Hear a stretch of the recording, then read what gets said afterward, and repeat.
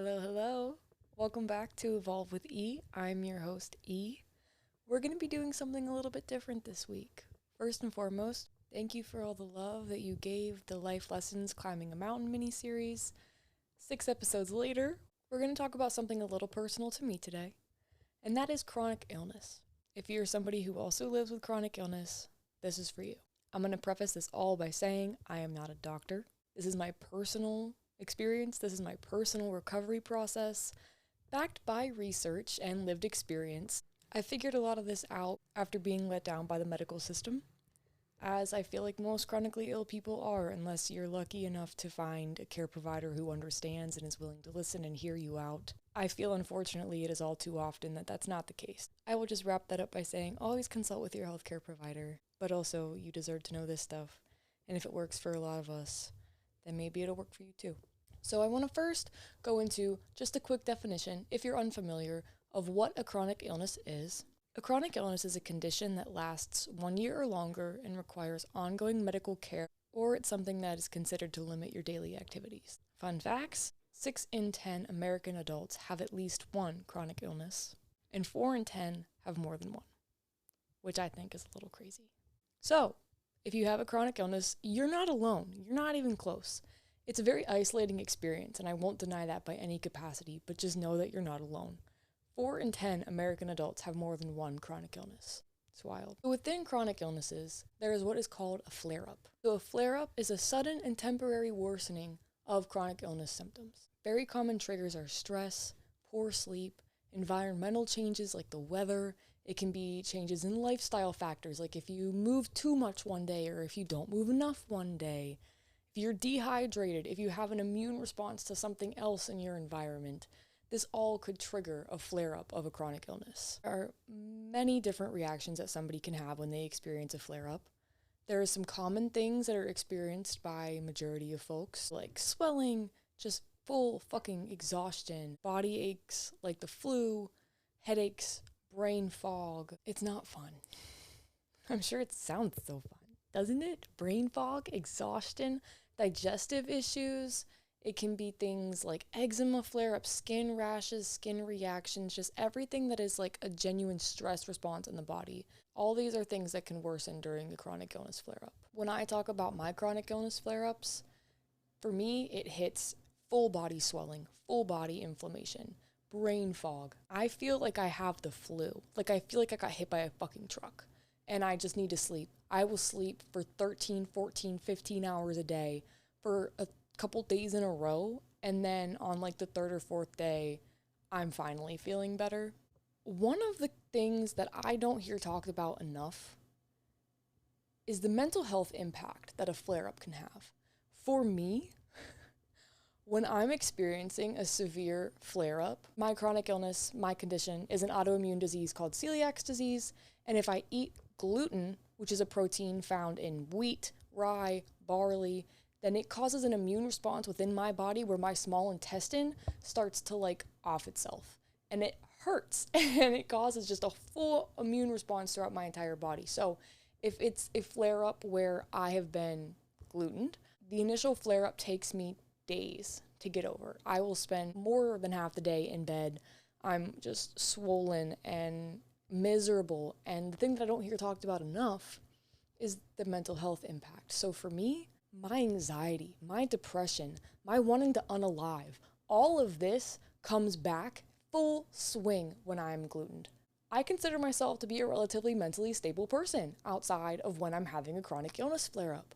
But then it's like a complete flip of the switch. I don't recognize myself. I don't recognize my life. I don't recognize the thoughts in my head. I don't recognize the state of being that I'm occupying. It's terrifying. And I've noticed that that state only happens when I'm having a chronic illness flare-up.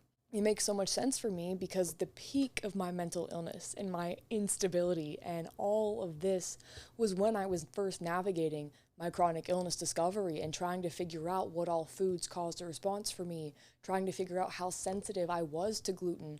And it wasn't until I completely cut out gluten from my diet, completely made sure that I was not cross-contaminating myself, when I cut dairy out of my diet, when I stopped eating seed oils, and like just really took a step back to focus on prioritizing healing my gut and like that whole system recovery, that's when my mental health, day and night, flipped, changed, got so much better.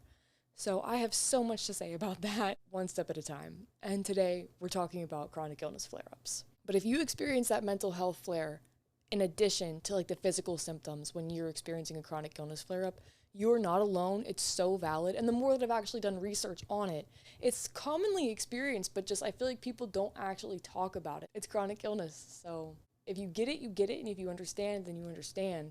And if you're in that scope of educating yourself about these different things, then you're able to combine that with your lived experience to understand it. But if you're new to this, if you're just discovering you have an autoimmune condition and you're trying to navigate chronic illness flare-ups and you're trying to understand your body, your mind, and what is happening, it can take a second to become familiar with all these different things that are happening. So, all of this being said, I want to touch on one more thing, the research gap. Oh, this is an infuriating thing where it comes down to the lack of research for people like us, if you understand what I mean when I say that, chronically ill women. Women are so under-researched, it's crazy. And I'm so grateful to see more and more studies being done on women and how they're so different from men. Everything down to the littlest thing, like we need more sleep than men. Our bodies function on a different clock than men. I will park that. I'll stay on topic, but I will say, I have my little notes because I did some research. I wanted to make sure I showed up with my receipts, my references, my sources. We're coming to spit facts today, but the medical system was not built with women in mind. There's a credibility gap where women are not believed when they share their experiences with their bodies. On average, women wait 4 years for a medical diagnosis. 32% of them are told that their symptoms are all in their head. So if you're somebody who's trying to advocate for yourself, don't stop. You know your body. You know what's going on with you. And the medical system is not built with women in mind. I'll end on that. I will say I've experienced this firsthand. And a lot of my own ways of being and ways of caring for myself are self-taught. And then after the fact research, once I realized it worked so well, I'm like, why did this work so well? And then I go on my little internet deep dive to educate myself on why this thing that I tried worked. And I'm lucky enough to have happened upon these different tools that once I learn them, I add them to my repertoire of this is how to take care of myself. I don't know why, but this is how I need to take care of myself. It was exhausting and it was slightly infuriating and it took a long time. And that's why I wanted to share this, just because this is my lived experience. Once I was able to start communicating about it, I was able to start building a community about it and sharing within that community. We were able to help each other out and develop tools and share tools. And I feel like that's what it's all about, is people helping people. If you're further along than somebody else, help share what helped you get there. It may work for them, it may not, but somewhere along the way, they may learn something that helps them. If there's a chance that could happen, I want to share. So here we are, coming back to it. We're going to talk about what I did wrong first. In the very beginning, I did not give myself the permission to be sick. I didn't allow or acknowledge that what I was experiencing was different than everybody around me. I knew it was different. I just thought I was broken. I thought that everybody experienced something to what I was going through to a certain degree, but that everybody was just a lot better at getting through it. Everybody had just figured out a way to keep pushing. And I thought that's what I had to do, was to just keep pushing, keep showing up, even when I was literally dying and felt like I was dying and was told by doctors, your organs are failing. Yeah, why? What's going on? They couldn't answer. I couldn't answer. And so that's why I say I was a little bit let down by the medical system and laughed off by doctors when I tried to share that something was wrong until the tests came back that something was quite wrong. The first time I brought up to my PCP that I was experiencing health issues, she would genuinely laugh. And it made me so hesitant to advocate for myself because I'm like, well, if I just told this medical professional that this is my experience and she's laughing, telling me it couldn't possibly be my experience, well then I guess I'm wrong. Maybe I didn't communicate that right. Maybe this isn't real. And then I would go home and continue to experience it. I would stop advocating for myself to the people around me, to medical professionals, because of this one single doctor who didn't listen to me. And it kept me out of the healthcare system when I was trying to figure this out. So like I definitely did cut myself off from resources. I don't blame myself. I had a really shitty experience and it made me afraid to advocate for myself. It sucked. And if you have a similar experience, I'm really sorry. And if you have a better experience, I'm really glad for you. I didn't know what was happening with my body. And I tried asking for help and I did not get help. I tried to advocate what I was feeling, what made it worse, and I was told it wasn't real, that I was probably just stressed. Not knowing what was going on, the stress of just trying to keep pushing through it, the lack of understanding that I had about my own body and my own condition made everything so much worse because I didn't know how to care for myself or know what was going on. And so I just kept pushing. That's why I say it was not an easy path to figure it out. I had a long and messy journey to discovering the root of what was going on with me. It was really hard and I was in denial for a while. It's really hard to realize that the way that you're living your life has to change. I didn't want it to be that I had this condition that I had to deal with and nobody else had to deal with. For a long time, I felt like it was unfair. I did not want to have to navigate this condition on top of the typical challenges of being like a 20-something-year-old kid. It was a whole process of coming to terms with who I am, what cards I've been dealt. It was upon that acceptance and letting go of the resistance where I was able to find community with other folks who were going through what I was going through. The shared grief almost helped a little bit to be able to talk about what was going on with people who got it, who, if they didn't have the exact same condition as me, they had to live their life a little bit different because of their condition. And we related over that. Even if it wasn't the same thing, like there was a shared sense of we have to do things a little bit differently. We're kind of outside of society, just kind of looking back, watching everybody else just do their thing, and you're like, it's different. It's definitely different. And that community, finding that community really made all the difference. And then you're able to share. You're able to talk about what works for you. You're able to share tips. You're able to just relate because somebody gets it. Finding that community was the first step in giving myself the permission slip that it was okay that I was different. I was allowed to be different. I didn't need to be a certain way. I didn't need to perform a certain way. I had to show up for me.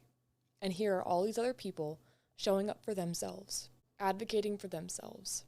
And I realized that the one thing that I had been making the biggest mistake on, it wasn't a supplement, it wasn't avoiding gluten, but it was just giving myself the permission to acknowledge that I needed to show up differently.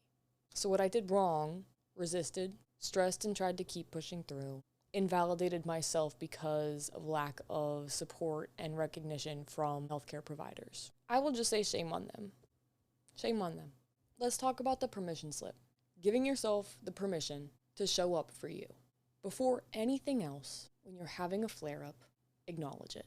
For me, being able to sit and say, I'm having a flare-up, allows me to understand that I'm not going to be operating at full capacity for the next couple of days. And being aware that I'm not going to be able to operate at full capacity gives me the permission to let myself know and then let other people know that I'm not going to be at the top of my game. I'm going to be taking it easy. I'm going to be taking care of myself. And it took a long time for me to reframe that from, fuck, I'm broken. I can't do what I want to do. I can't show up the way I want to show up. To realizing that I am navigating life with the cards that I've been dealt. Why am I comparing myself to a version of me that doesn't exist? Why am I comparing myself to a version of me that existed in the past? To the version of me before?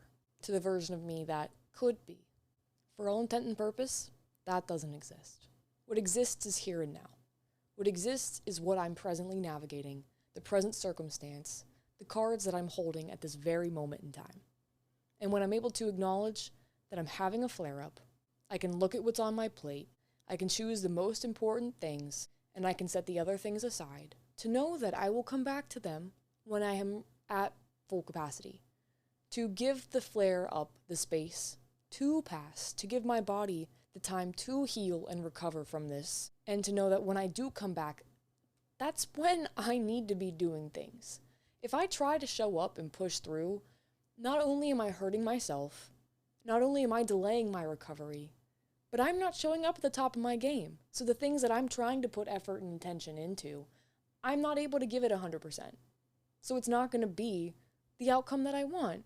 And then I'm going to be mad at myself because it's not what I want it to be. And then I'm going to beat myself up because I wasn't able to show up the way I wanted to for that. And it just becomes this horrible cycle of like self-deprecation and disappointment in self because of the way that I'm able to show up and this condition that I have. And it turns into a very negative cycle. That's what I was living in before I was able to give myself the permission to know that I need to pull back when I'm not at full capacity. Acceptance is medicine. I feel like most people skip it. There's a lot of people who almost live in denial and avoidance of the reality of their situation. It was me for the longest time. And that's why I say that. Something that I had connected with community members over was feeling this sadness and feeling the grief of feeling like you're mourning the life that you could have had, the things you could have accomplished, and all these different could-have futures that were dependent on you not having the condition that you have. And that grief is so fucking valid. And it's something that I don't let myself get caught up in anymore. Yes, life could have been different.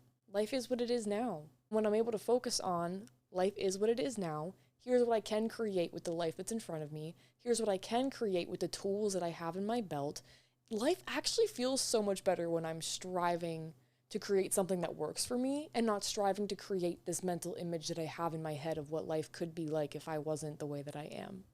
It was this all acceptance. Acceptance of self, acceptance of the condition, acceptance of what I have to do to live with this condition, acceptance of what I get to do to live with this condition. It's tough. It's definitely tough. It's very challenging. Life does not slow down. Life does not stop when you're having a flare-up. And that's where once I was able to realize and accept that I will have flare-ups. There will be weeks where I'm not at the top of my game. There will be days where I absolutely cannot, where I can't. I will not, I cannot. I need to focus on healing my body and letting my body heal and recover, recognizing that there will be days like that. I was able to start creating a life that honored and respected that allowed the space for that my life didn't crumble or fall apart when I wasn't able to show up for just a couple of days because of a health flare-up. I found myself at a greater place of self-acceptance. It was easier to be myself because I had created my life around who I actually am. The reality of it, not living in denial and trying to build that life around something that doesn't exist or that I want to exist but isn't true. It's a privilege to know yourself that deeply and to be able to show up for yourself in that capacity. And it's something that I definitely don't take for granted because I can understand what it's like to be on the other side of that. Here's the core of it. When you're having a flare-up, your body is already in a state of very high stress. So your body's stressed out. Then, when you either resist it, panic about it, or try to push through it, you activate your mental stress response, like the fight or flight, which then releases cortisol. And here's the problem. Cortisol is inflammatory. It's a stress response. So the stress of resisting the flare-up, pushing through the flare-up, creates more stress on the body and more inflammation in the body, which can prolong and worsen a flare-up. So your body's stressed out because of this condition that's having a flare-up. You mentally create more stress, which inflames the body, which prevents the healing and recovery from the flare-up. And it just becomes this very vicious cycle. Flare, stress about the flare, cortisol, more inflammation, worsen flare, more stress. Instead of sitting with and allowing for the healing and recovery, I've been there. I lived there for like 2 years. When I would get a flare-up, it would last for like 3 fucking weeks because I would just push through and try to keep going and just like try to make my body recover instead of literally taking a couple of days to just, I call it sleep it off because I know my body heals when I sleep. That's something I've discovered works for me. So I will literally be like, I'm about to drop off the face of the earth for 3 days. You'll hear from me when I'm better. And then I sleep. I drink water. We'll go into that. But that permission slip to break that cycle is what helps me get out of it faster. When you acknowledge and accept the flare-up, that state of acceptance activates a different part of your nervous system.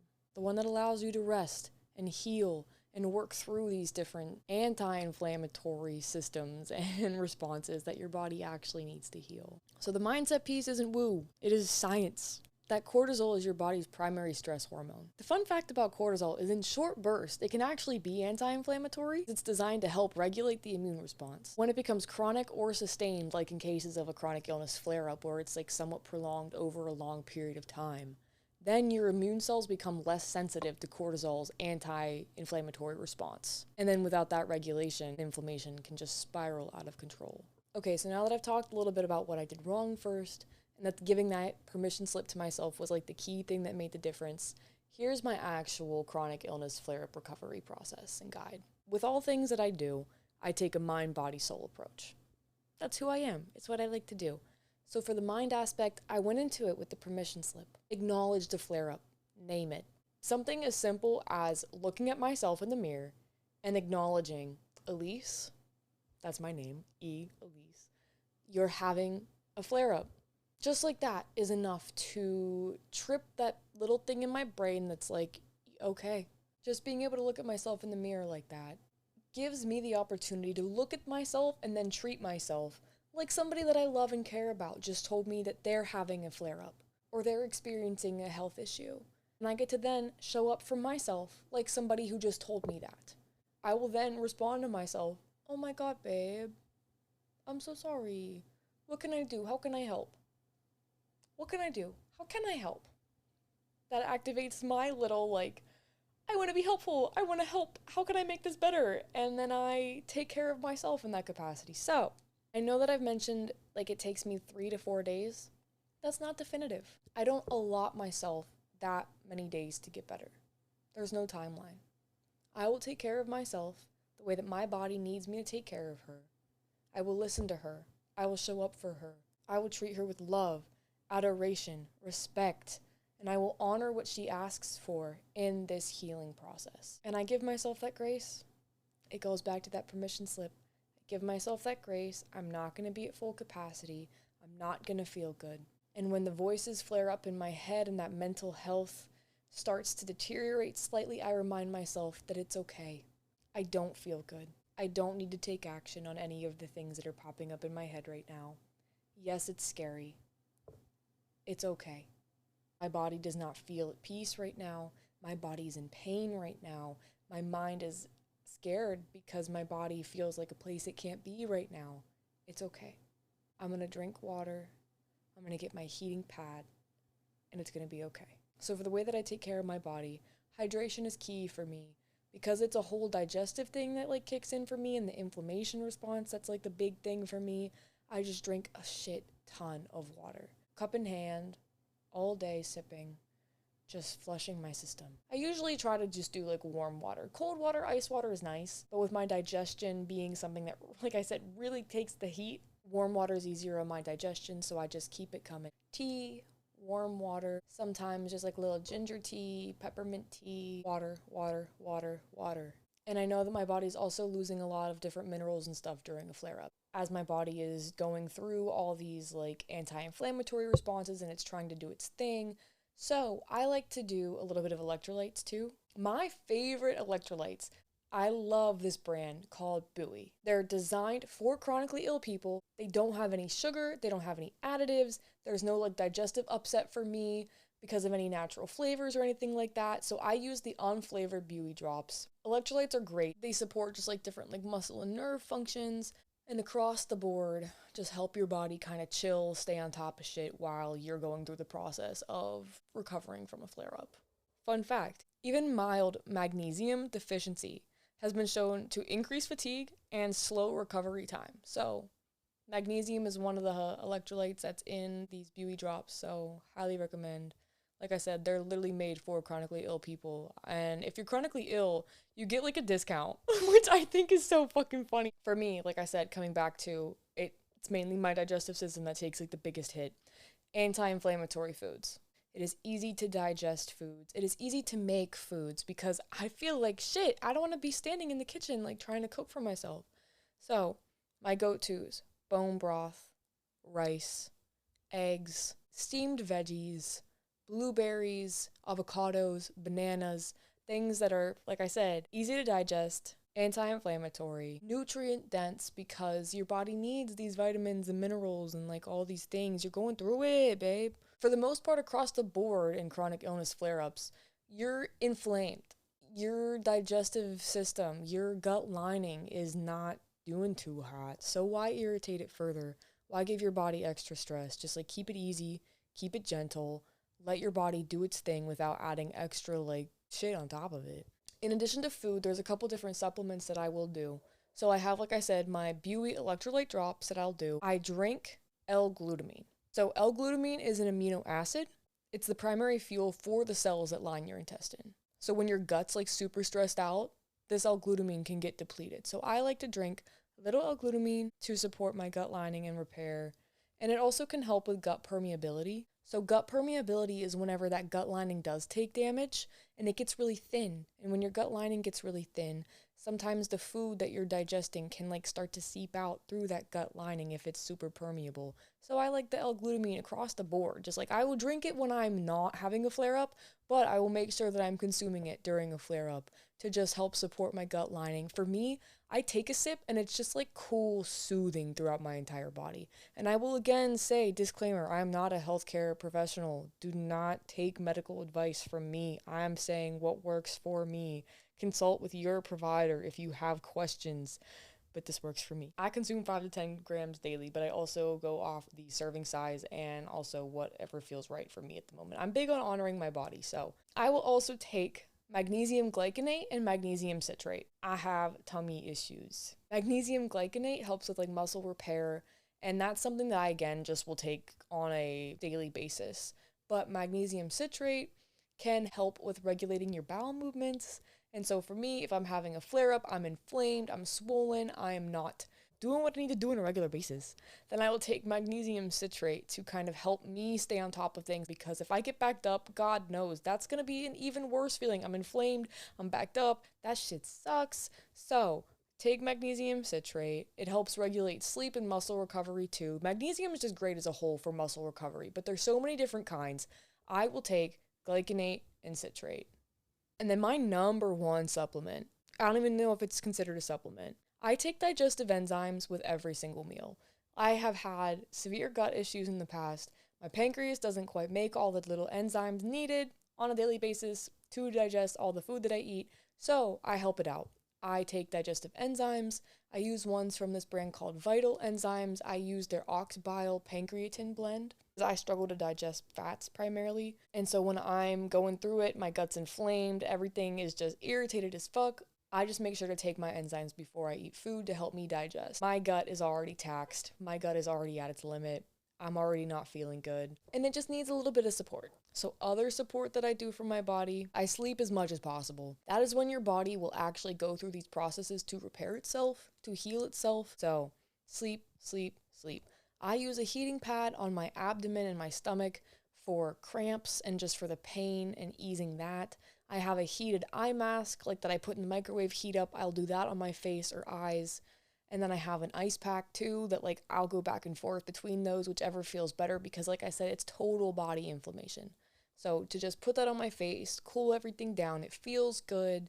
And that's part of just taking care of my body, is like doing what feels good in that moment. And one of the last things that I'll do for my body is I do lymphatic massages, which is where you stimulate like your lymphatic system. There are a bunch of YouTube videos online on how to do this to yourself. Your lymphatic system is the system that removes toxins and reduces inflammation in your body. Doing a lymphatic massage to yourself can calm your nervous system, can reduce brain fog because you're reducing this inflammation. It can promote better sleep because you're draining the toxins, you're reducing inflammation, you're calming your body, you're resetting your nervous system. And you can do this to yourself. YouTube. She gonna be a girl. And so the last aspect I want to touch on is soul, which seems a little out there for something like a chronic illness flare-up, but hear me out. To me, this is where the full acceptance of yourself comes into play. Being able to see, this is who I am. I'm not in denial of this condition. I'm not in denial that this is something in my reality right now. This is not a setback. This is not a failure. This is not a weakness. This is my body asking for help right now. My body is experiencing flare up, my body is experiencing pain, and she needs a little bit of extra support and help right now.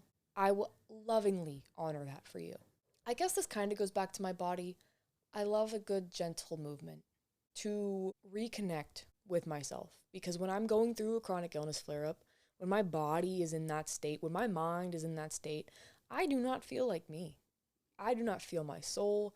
I do not feel connected to myself in almost any capacity, and it's so isolating to feel so disconnected in a time like that. So I like to reconnect gently, whether that's a gentle walk, whether it's a gentle like stretch, or if I'm just laying on the ground. Some just different calming yoga poses to just hold it, just breathe, feel that I'm moving my body to reconnect in with these different points in my body, and knowing that even if I connect and there's pain there, I just hold that.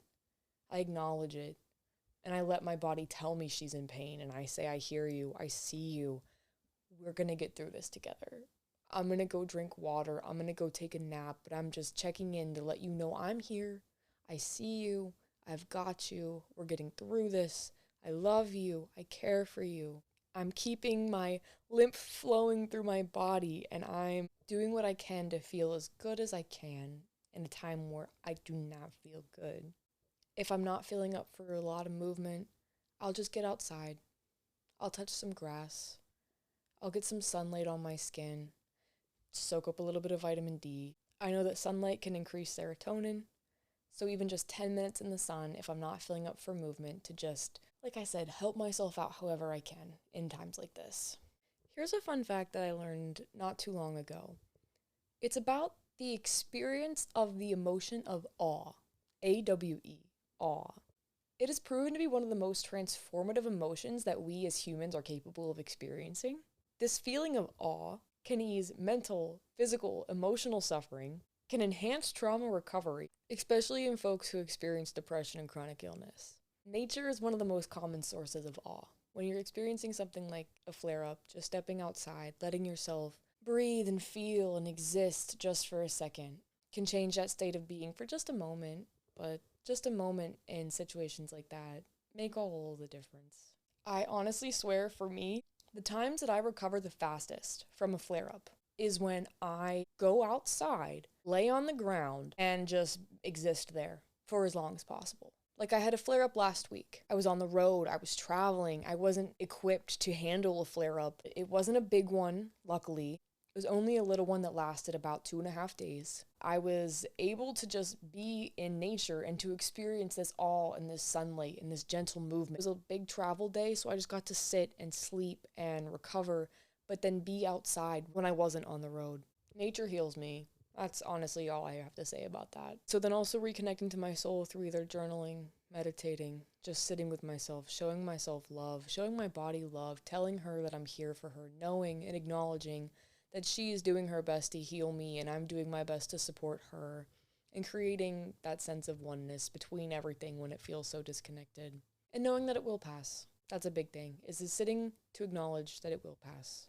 For a written and referenceable overview of this recovery process, you can check out my Instagram.